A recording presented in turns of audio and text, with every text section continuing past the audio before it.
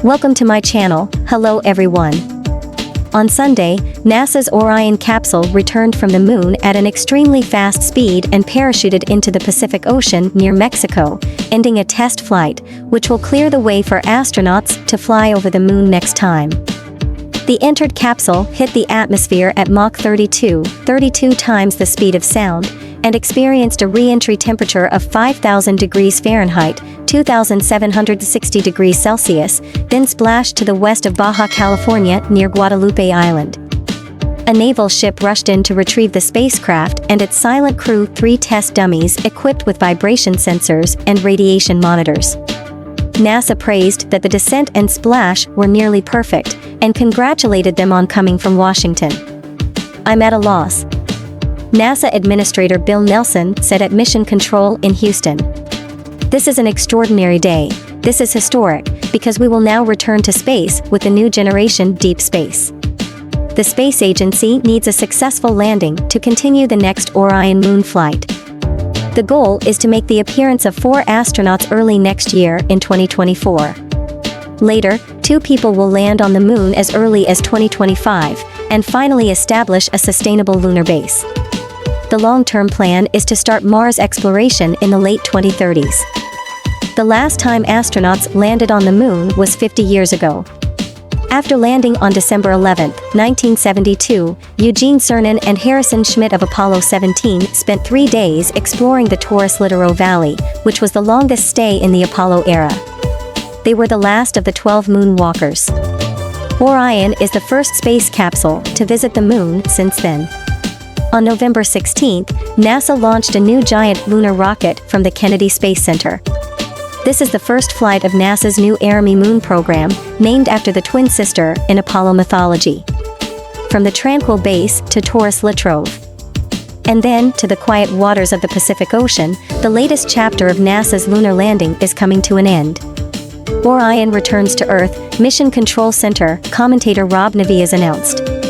Although no one participated in the $4 billion test flight, NASA officials were happy to complete the rehearsal, especially after so many years of flight delays and budget overruns.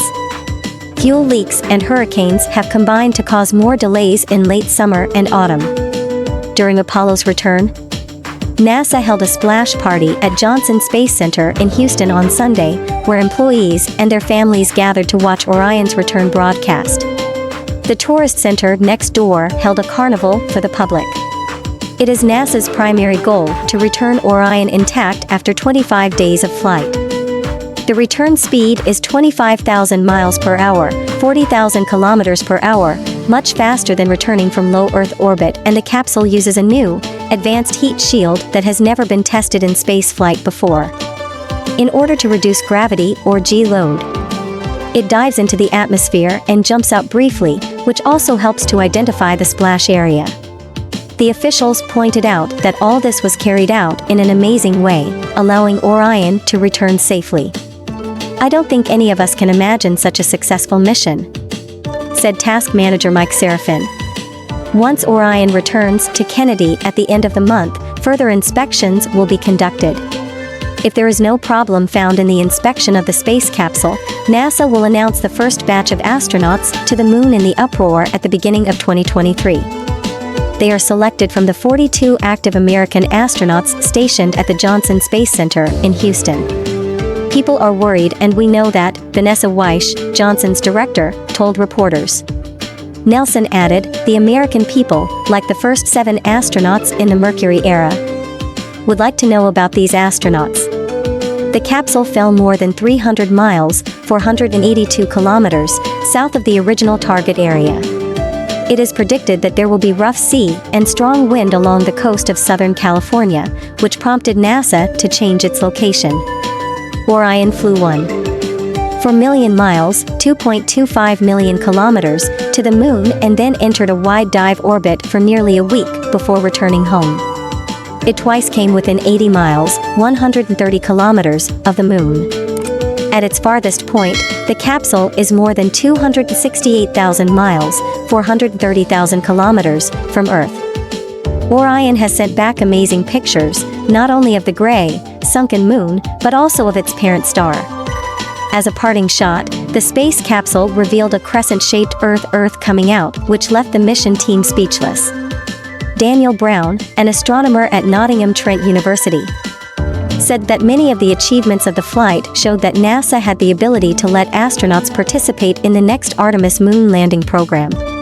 Brown said in a British statement, "This is the last stop of the amazing and important journey of NASA's Orion spacecraft. The moon has never been so hot." Just a few hours before Sunday, a spaceship flew from Cape Canaveral to the moon. The lunar lander belongs to Space, a Tokyo company that aims to develop the local economy. Meanwhile, 2 American companies will launch lunar landers early next year.